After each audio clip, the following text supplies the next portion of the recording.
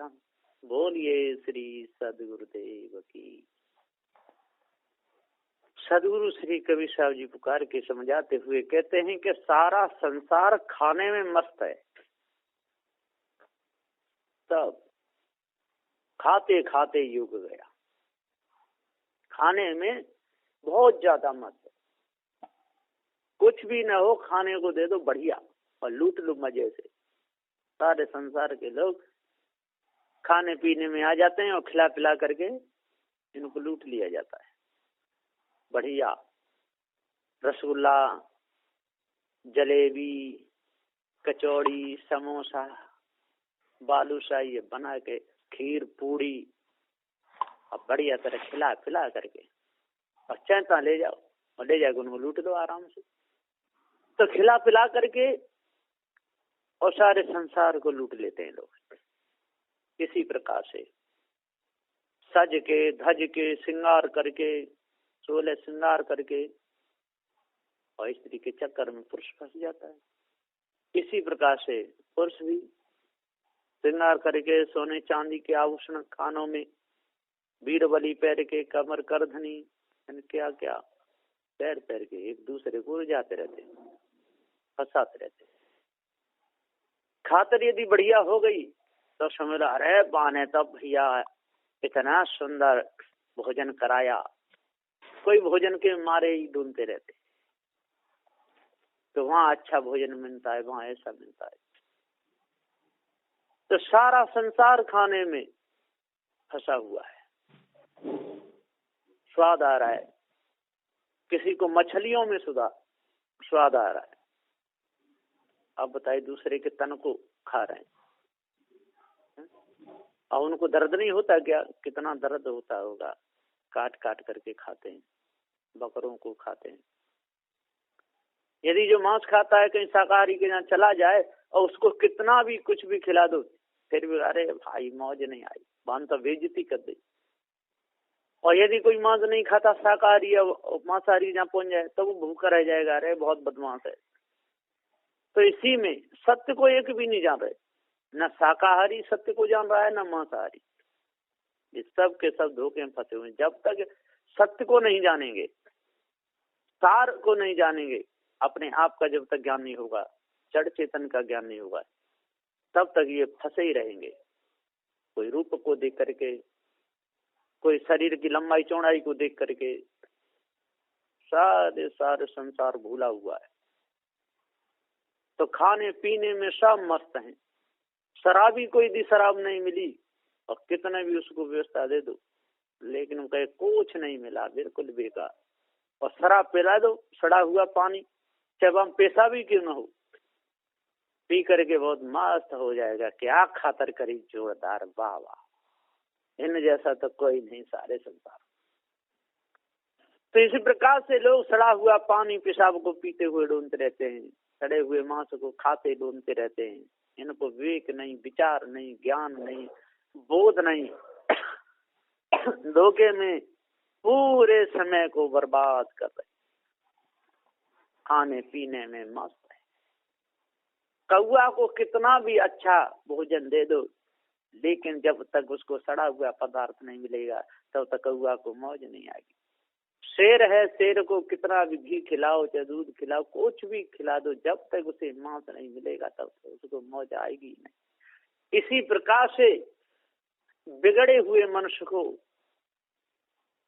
चोर को कितना भी धन संपत्ति दे दो, जब तक वो चोरी नहीं करेगा तब तक उसको मौज आएगी नहीं। एक जगह जिला एटा में एक सेठ जी रहते थे। उनका आम का बगीचा था। तो वहां पर एक डाकू हुआ है छबराम। उसने पत्र लिख करके उन सेठ जी को दिया कि 7 लाख रुपए चाहिए और मैं आपके बगीचा में आ रहा हूं, और तारीख दे दी। तो उन्होंने बगीचा को झरवा करके बहुत बढ़िया तरह इतना सुंदर बना दिया, चारों से पर्दे लगा दिए, एक मंच बहुत अच्छा बनाया, और उसने 7 लाख रुपए मांगे। उन्होंने 14 लाख रुपए लिए, माला बनाई, और जैसे ही छबराम आया उसको सिंहासन में बैठा रखे और उसके गले में 14 लाख की माला डाल के और भेंट करी। कि कैसे आपने 7 लाख तो आपकी मांग हो गई और 7 लाख मेरी तरफ से ये बहन। उन्होंने एकदम छबराम ने वो माला भी उतार के उनके गले में डाल दी सेठ के में, और अपनी तरफ से भी कुछ दिया और अपने सब चाकू को साथ में लेकर के और चला गया। तो वाणिज्य कुछ भी किया, लेकिन गलत कर्म तो गलत ही है। जब तक गलत कर्म नहीं त्यागेगा तब तो उसका मन शुद्ध नहीं हो सकता, मन पवित्र नहीं हो सकता। एक शमशेरा नाम का था,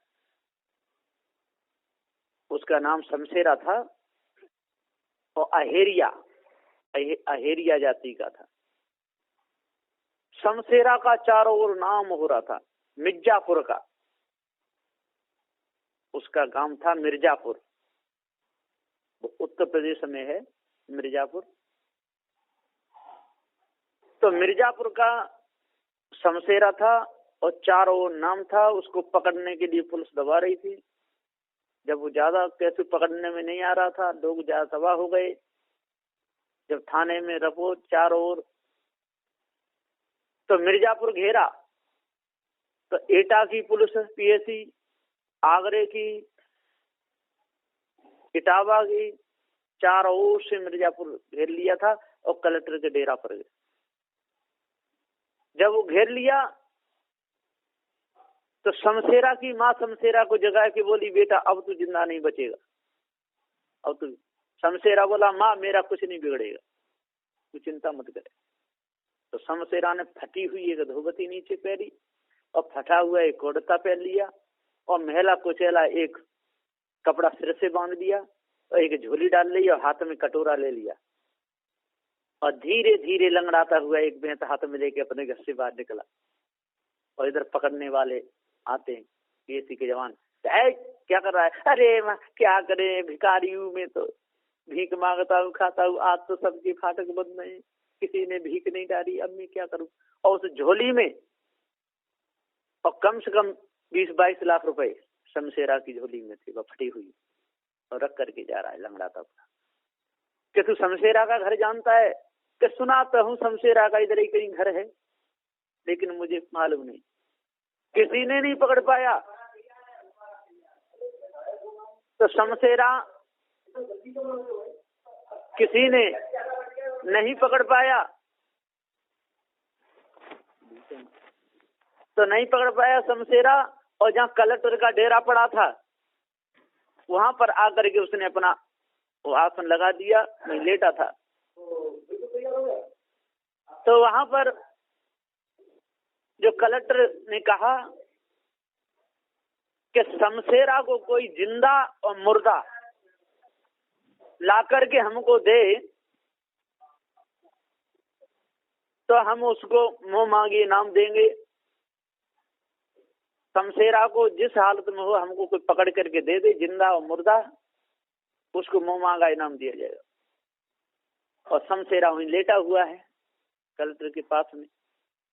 शमशेरा बोला कि शमशेरा से मैं आपको मिला सकता हूं, लेकिन एक शर्त है। क्या शर्त है? तो उसको मारोगे नहीं, सूली पे नहीं चढ़ाओगे। तो हमारी शर्त है, यदि शमशेरा आज से ही डाका डालना बंद कर दे, किसी को सताना बंद कर दे, तो हम उसको छोड़ देंगे। जो इतनी बात कही, तो 20-22 लाख रुपया झोली में से निकाल करके और कलेक्टर के आगे रख दिए और खड़ा हो गया एकदम। शमशेरा मेरे को ही कहते। तब कलेक्टर ने उसकी पीठ ठोंकी, का शाबाश, लेकिन आज से ये सारे काम करना तू बंद कर। वो तो ले लिए, तो उसमें कोई शमशेरा में कोई कमी नहीं थी। तो फिर शमशेरा ने उस समय से ही डाका डालना सब बंद कर दिया था। फिर गरीबों की रक्षा करता था और बहुत अच्छी तरह रहा। तो चाहे गरीबों की रक्षा कितने भी किया, कितने भी अच्छे, लेकिन उसके जो कर्म थे पहले के वो बहुत बुरे थे और कर्मों का दंड तो भोगना ही पड़ेगा। अब उसको वाचा में बंद हो गए, वचनों में, इसलिए उसको छोड़ दिया गया। न ऐसे को दंड दिया जाए तब भी कोई दोष नहीं। जो गलत कर्म करे, चोरी करे, हिंसा करे, विचार करे, पकड़ा जाए तो दंड तो देना जरूरी है। तो सदगुरुदेव जी यहाँ पुकार के समझाते हुए कहते हैं कि सारा संसार लेने में देने में फंस जाता है, वचनों में बंद हो जाता है, खाने पीने में बंद हो जाता है। फिर वहां बताते हैं कि शमशेर आने जितने भी आए थे सबके लिए वहां पर भोजन कराया, और कुछ जब 22 लाख रुपया उनको चढ़ाया तो सबको कुछ न कुछ तो दिया ही होगा। तो खाने में पीने में लेने में देने में लोग फंस जाते हैं, इसी में सारा संसार जा रहा है। इसी प्रकार से ईश ब्रह्म परमात्मा की कल्पना में सारा संसार फंसा हुआ है। देवी देवता भूत चुड़ैले तंत्र मंत्र जादू टोना हवन होम 4 वेद 6 शास्त्र 18 पुराण, इस कल्पना में सारा संसार फंसा हुआ है। ब्राह्मण क्षत्रिय वैश्य शूद्र की कल्पना, ये कल्पना ही तो है, ये कोई वस्तु तो है ये ब्राह्मण क्षत्रिय वैश्य शूद्र, ये तो केवल नाम रख लिए। इसी में सारा संसार भूला हुआ है। स्त्री पुरुषों के चक्कर में, पुरुष स्त्री के चक्कर में सारा संसार अंधा हो रहा है। 4 वेद 6 7 18 पुराणों को पढ़ पढ़ करके उनमें जो गप्पे लिखी हुई है उनको सही मान करके सारा संसार बहता हुआ चला जा रहा है। तो खाने में पीने में ओढ़ने में बिछाने में इसी में लोगों को भुला देते। गुरुदेव के मुख से मैं एक बार सुना था, एक महात्मा जी थे, वो आगरे के थे और रेलवे स्टेशन पे बैठे सजे घड़ी भी बांधे थे। तो एक आया और उसने फूलों का हार गले में डाला, सामने भेंट चढ़ाई और दंडवत प्रणाम किया। गुरु महाराज आप वहाँ रहते हैं, हम आपको जानते हैं कि अच्छा भगत जी, आप भगत जी हैं कि हाँ हम भगत जी, वहाँ कंठी भी दिखा दी, और कि मेरे घर के लोग भी आपसे कंठी लेना चाहते हैं, चलो थोड़ी दूर मेरा घर है। महात्मा जी आ गए उसकी बातों में और चले गए, जंगल में ले गया और जंगल में ले जा करके चारों ओर कुछ नहीं, बात डंडा निकाला कि बस निकाल के रख दो, या घड़ी भी ले ली, सारा सामान ले लिया, लंगोटी तक उतरवा ली। और फिर मान की भैया मैं नंगा हो गया, कहाँ डोलूंगा, लंगोटी दे दे, तो डंडा से फेंक करके दी और कहा इतना ही तेरे पास सामान हो जाए तो वहीं पर आ जाना और फिर मैं पूजा करके बहुत बढ़िया से लाऊंगा। अब देख कितना अच्छा लग रहा है, जय साधु का ठाट। इस प्रकार से तो महात्मा लोग भी फंस जाते हैं, चक्कर में धोखे में फंस जाते हैं, है ना। कोई भी हो उनको रिझा करके 100 रुपया चढ़ा दे, 500 1000 रुपया चढ़ा दे तो उसका पीछे पीछे डोली महात्मा। और जो कम्बल बटेंगे, कहीं छाता बटेंगे, ले लग जाएगी वहां कहाँ से आकर के। और जरूरत इतनी नहीं है, जरूरत तो सिर्फ 4 रोटी की है। उधर समाता अन्न ले, सनई समाता चीज, अध के संग्रह ना करे ताका नाम फकीर, उसके लिए कोई जरूरत नहीं। और मठ मंदिर है तो मठ मंदिरों में तो चढ़ौती आती रहती है, भक्त लोग देते ही रहते हैं, उससे काम चल जाता है। महात्मा को मांगने की कोई जरूरत नहीं रहती। एक जगह एक भगत जी थे, सब संतों के लिए और पपीता लाए, बहुत बड़े बड़े पपीता थे उनके, जो संतों के लिए जलपान के लिए मैं पपीता लाया हूँ। तो एक महात्मा बोला कि मेरा प्रोग्राम है तो ये सारे पपीते मेरे मंदिर पे पहुंचा दो। भगत जी बोले कि मैं जब संतों के लिए जलपान के लिए लाया हूँ तो आपके मंदिर पे क्यों पहुंचा दूं, आपको तो भेंट बधाई मिल रही है, उससे ले। तो ये उन्होंने अपने आप उसका अपनी बेइज्जती करवाई। उसे कहने क्या जरूरत थी, जब पैसे हैं अपने पास तो देकर के वहां खिलाते। अब वो सब संतों के लिए लाया और वो कह रहे मेरे मंदिर पर ये सारे पपीता पहुंचा दो, तो ये आदत ठीक नहीं। तो भक्तों के यहाँ जाकर के कोई आदत बिगाड़ लेते हैं। कोई डिब्बा देखेंगे जी हमारे लायक है, कोई कम्बल देखेंगे जी बहुत अच्छा है, बार बार पलटेंगे चारों ओर, ये बहुत अच्छा कम्बल है, अरे भगत जी इसको कहाँ से लाए, ये बहुत अच्छा है। कोई जो जानकार भक्त सही होते हैं तो वो तो कुछ नहीं कहते, हाँ महाराज लाए, हमारे आवश्यकता थी। और कोई भावुक होते हैं बेचारे, तो क्या आपको जरूरत है क्या गुरु जी आप ले लो, हाँ जरूरत तो थी पर रहने दो आपके काम का, नहीं ले लो, तो वो तुरंत हाथ बढ़ा देंगे। ये आदत बहुत खराब होती है। कोई खाने पीने की चीज देखेंगे, जिसकी जिसमें रुचि होगी तो कहेंगे अनार, हम एक भगत जी के जहाँ गए, उन्होंने कितने बढ़िया बढ़िया अनार चढ़ाए, बहुत स्वाद था उन अनारों में। और जो वो समझ जाते हैं कि ये अनार खाना चाहते हैं, तो कोई कोई तो उनको जानबूझ के भी नहीं लाते कि महात्मा की आदत बिगड़ेगी, और कोई कोई जब समझ लेते अरे इनका अनार पर रुचि है तो अनार ला के चढ़ा देते। लेकिन ऐसा कहना बिल्कुल गलत है। हाँ, जैसा हो रसोई में उसी में काम चलाना चाहिए। हाँ, अलग से अपने लिए कभी नहीं बनाना चाहिए। जो बन रहा है समाज में उसी में से धो लो सब्जी को। गुरु जी तो कहते हैं मिर्ची ज्यादा है तो सब्जी धो लो, और एक चीज तो ऐसी निकली आती है कि उससे पेट भर जाए, और कुछ नहीं तो कुछ तो रहता है, नमक मिर्च मिला के खा लो। गुरुदेव समझाते हैं, कहते यदि कुछ भी नहीं है अपने अनुकूल तो नमक मिर्च मिला लो, उससे खा लो। कोई ना कोई ऐसी चीज रहती है कि उससे अपना पेट भर जाए। तो साधु को त्याग में बैराग में रहना चाहिए, खाने पीने में नहीं भूलना चाहिए। किसी ने अच्छा भोजन करा दिया तो उसी में भूल गया, किसी ने अच्छे कपड़े चढ़ा दिए तो उसी में भूल गया, उसने रसगुल्ला बादाम छुआरे काजू किस्म चढ़ा दिए तो उसमें भूल गया, उसके पीछे पीछे डोलने लगा, है ना। तो संसार का और साधु का बहुत बहुत बड़ी दूरी है। ये त्याग और बैराग का है यहाँ पर गढ़ संत समाज में, और वहां पर राग का है। और जो त्याग बैराग की भूमिका पे आकर के और जो राग में जो मौज लेता है, जो संसारी पीछे पीछे ढूंढता है, माता बहनों के पीछे पीछे ढूंढता रहता है, उन्हीं के आगे पीछे उन्हीं खुशामत करता रहता है, तो समझ लो कि वो संसारी है। दूसरा जन्म उसका फिर उन्हीं के गर्भ में होगा और वो संसारी बनेगा, बचेगा नहीं। इसलिए सदगुरुदेव जी पुकार के समझाते हुए कहते हैं कि उपदेश देने का, समझाने का, सही बात बताने का काम है साधु का। जहां तक बने वहां तक सत्य का उपदेश दे, और किसी के जहाँ जावे तो जो भी दाल हो, कोई भी चीज हो, आलू जो भी है उसी से अपना काम चलावे। अपनी रुचि को नहीं रखे कि मैं ये खाऊंगा ये पीऊंगा, अब उसके पास है कि नहीं है, कुछ का कुछ मांगने लगे, ये ठीक नहीं।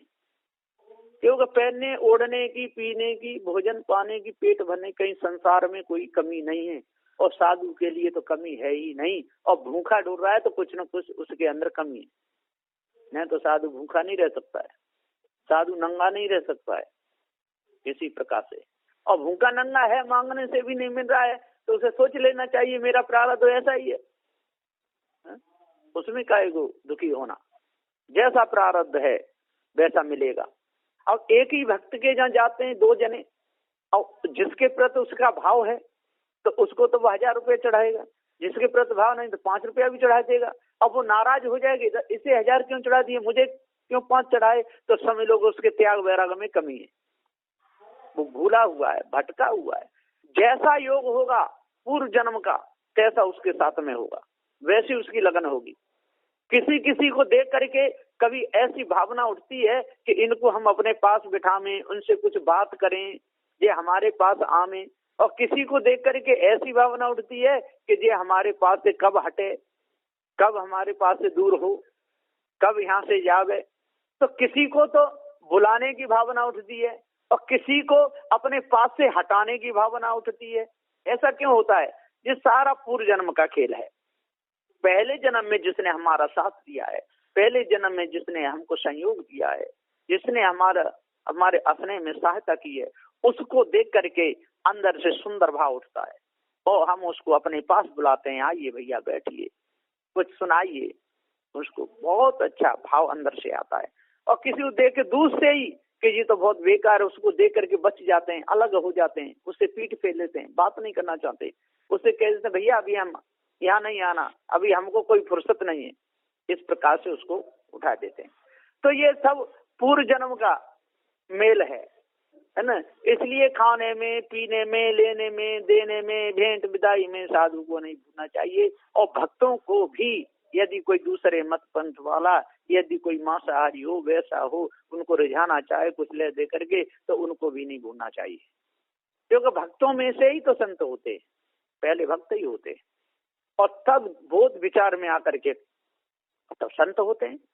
चाहे वो सन्यासी हो, नागा हो, किसी भी मत पंथ के हों, चाहे जैनी हो, चाहे बौद्ध वाले, किसी में हो, जब उनको ज्ञान होता है और जब आगे जब बढ़ते तब निकल के आते हैं। कबीर पंथी हो, जब कबीर साहब का ज्ञान यदि अच्छा लगता है तो कबीर पंथ में आ जाते हैं, बौद्ध का अच्छा लगता है तो उसमें आ जाते हैं, जैनियों का अच्छा लगता है तो उसमें आ जाते हैं। और ये निरग परग जड़ चेतन का पूरा ज्ञान तो बहुत बाद में होता है ना। ये कोई जरूरी नहीं कि सबको एकदम हो जाए। तो कभी भी धोखे में नहीं आना चाहिए, धोखे में नहीं घुसना चाहिए, और दूसरों को कभी धोखा नहीं देना चाहिए। धोखा देने से अंतःकरण में गंदगी बढ़ती है, इसलिए अंतःकरण बहुत गंदा हो जाता है। कल ही गुरुदेव एक गाड़ी में बैठे थे और एक बुढ़िया बैठी 100 वर्ष की, ने कहा कम हो गया ज्यादा, तो एक बूढ़ी बुढ़िया और खड़ी। तो गुरुदेव ने कहा कि एक जो पास में जो खड़ी है जी बहू है वो बुढ़िया, और जो कुर्सी पे बैठी है वो सास है, और जो इधर को बैठी है तो ये या नाती की बहू होगी या लड़की होगी। अब मैंने गुरुदेव से कहा कि गुरुदेव जी आप कह दे तो बुढ़िया को कुछ पूछ के बात करके आऊं। तो पहले तो गुरु जी मना करे, फिर बोले जा पूछा। तो मैं गया, तो जैसा गुरुदेव ने कहा तैसा का तैसा ही निकला। मैंने बुढ़ी माँ से कहा, और माता जी धूप ले रही हैं? कि हाँ धूप ले रही हूँ, जा बैठी हूँ। आप कौन है? मैंने कि मैं तो साधु हूँ। क्या अच्छा साधु हैं? कौन से साधु हैं? तभी बता कबीर पंथी। अरे बहुत बढ़िया दर्शन हुए, खुशीला खुशीला। मैंने बैठूंगा नहीं, मेरी जहाँ गाड़ी खड़ी है गुरुदेव बैठे हैं, मैं आपको देख करके आया, बूढ़ी माँ बैठी है तो लाओ कुछ बात कर लूं। क्या ठीक है, बहुत बढ़िया बहुत बढ़िया, मेरा धन्य भाग हो गया। बुढ़िया बोली। फिर बुढ़िया ने पूरा समाचार सुनाया। फिर मैंने कहा जी आप भी पास में एक माता जी खड़ी है, कौन है? कि जी हमारे बेटा की बहू है। ओके, जी दूसरी वाली कौन है? कि जी नाती की बहू है। उन्होंने पूरा बताया। और फिर मेरे से बोली भोजन कर लो महाराज, जल्दी भोजन बना भोजन बना, कुछ तो ला इनके लिए। फिर मैं मने कर दिया नहीं। फिर पानी लेने कि पानी तो पिलाई दो, पानी तो पी लो महाराज। मैंने कि नहीं, हम पानी पी के आए, भोजन करके आए और यहाँ पर खड़े हैं। माता जी आप चिंता मत करो। क्या आया, मैं कितनी अभागी नहीं हूँ, मैं कुर्सी पे बैठी हूँ, महात्मा जी खड़े हैं या मेरे पे खड़ा नहीं हो जाते। अरे जल्दी कुर्सी लेके आ। फिर मैं उनसे मने कर दिया, माता जी आप चिंता मत करो, मैं तो खड़ा हूँ, कुछ देर खड़ा हूँ, मैं जाऊंगा, ये गाड़ी है। फिर माता जी बोली कि आज हमारे यहाँ रुक लो, अपने गुरु जी से कह दो कि नहीं, मैंने हमारा मंदिर है यहाँ सिरसुदा, वहां कल लौट के आओ तो एक रात यहाँ रुक लेना, सारी व्यवस्था मिलेगी, सारी व्यवस्था मिलेगी। तो ये पूर्व जन्म का था, ये अभी का नहीं। अभी तो उसको देख रहे बुढ़िया के पास क्यों नहीं गए, बहुत से थे, पूरे रास्ता चल रही थी, अनजान जान का सारी चल रहे थे, और बुढ़िया देख रहे तो उनके पास क्यों नहीं गया कोई? ये पूर्व जन्म का कोई न कोई मेल था, वो खिंचाव था, और तब उस बुढ़िया के पास मुझे ले गया। हो सकता है पूर्व पहले के जन्म की दादी हो, पहले के जन्म की माँ हो, कुछ न कुछ मेल था। हाँ, और गुरु जी का लक्ष्य क्या, गुरु जी ने आज्ञा भी दे दी। तो ये पूर्व जन्मों का मेल है, लोग समझ नहीं पाते, वहां धोखा खा जाते। तो ये समझे की गति एक है, जिन समझा सब ठोर, कहीं कभी जे बीच के और बल के और की और। तो किसी को देख करके सुंदर भाव उठता है, किसी को देख करके बुरा भाव उठता है, जिसको देख करके बुरा भाव उठता है समझ लो कि वो कोई न कोई। अब मैं बुरहानपुर में वहां में रहता हूँ, मैं अभी नहीं, गुरु जी से नहीं कहा, एक आदमी आता है मंदिर में, उसको देख करके एकदम मैं अपने आसन पे चला जाता हूँ, या इधर उधर चला जाता हूँ, या ऊपर बाथरूम चला जाता हूँ। मैं कब जब मंदिर से चला जाता तो उतर के आता हूँ, ऐसा होता है। और वो बहुत अच्छा है, बहुत अच्छा है, आता है, संतों की पूजा भी करता है, गुरु जी के पास में बैठता है, मेरे पास में कई बार आता है ऊपर। फिर मैं चुप हो जाता हूँ, कहीं ओढ़ के मुझे नींद आ रही है ऐसे कह के, फिर जब वो चला जाता है तब मैं, अब मुझे मालूम है कि पूर्व जन्म का कुछ न कुछ इससे कोई बैर है, कुछ न कुछ ऐसा होता है। तो सदगुरुदेव जी पुकार के समझाते हुए कहते हैं कि ऐसा यदि मालूम पड़े तो उससे बैर नहीं करना चाहिए, उससे विरोध नहीं करना चाहिए, अपना बचाव रखना चाहिए, क्योंकि अंदर की जो भावना है वो पूर्व जन्म के जो संस्कार वो दैव के आते हैं। तो किसी किसी का लक्ष्य चोरी में लगता है, और वो चोरी करने से डरता भी है, तो समझ लो पहले जन्म का वो चोर है। जैसा खिंचाव होता है संसार तरफ वो ऐसा ही है। किसी किसी का खिंचाव ज्यादा स्त्रियों की तरफ होता है, तो समझ लो पहले जन्म में वो स्त्री था, श्रृंगार करता रहता था, तो उधर ही उसका लक्ष्य जा लगेगा, क्रीम पाउडर लगाएगा, औरतों में ज्यादा बैठेगा, उनके आस पास घूमता रहेगा, उन्हीं की खबर पूछता रहेगा, हर समय उन्हीं में घुसता रहेगा। समझ लो पहला जन्म उसका औरत का था, और इस जन्म में वो मनुष्य हो गया, लेकिन साधना नहीं कर पा रहा है, तो समझ लो कि उन्हीं में खिंचा होगा, दूसरा जन्म फिर उसी में जाएगा, फिर वो बचेगा नहीं। तो सदगुरुदेव यहाँ पुकार समझाते हुए कहते हैं कि आज मन जन्म में आए, पार्क सिद्धांत मिल गया, जड़ चेतन का भेद समझ में आ गया, तो अपने लक्ष्य को संसार से हटाना चाहिए। चोरी हिंसा विचार से, ईसा के उद्मांचल से, गाली निंदा झूठ से, संसार के आकर्षण से बिल्कुल अपने लक्ष्य को हटाना चाहिए। पवित्र शुद्ध सा भाव रखना चाहिए, न किसी से बैर करना चाहिए, न किसी से मेल करना चाहिए, और पवित्र शुद्ध साफ जो सदगुरुदेव का जो उपदेश है उसके अनुसार चलना चाहिए, तब पूर्ण शांति मिलेगी। नहीं तो मिथ्या धोखे में जीवन चला जाएगा। बस इन्हीं वचनों के साथ में मैं अपनी वाणी को विराम देता हूँ। बोलिए श्री सदगुरुदेव की जय।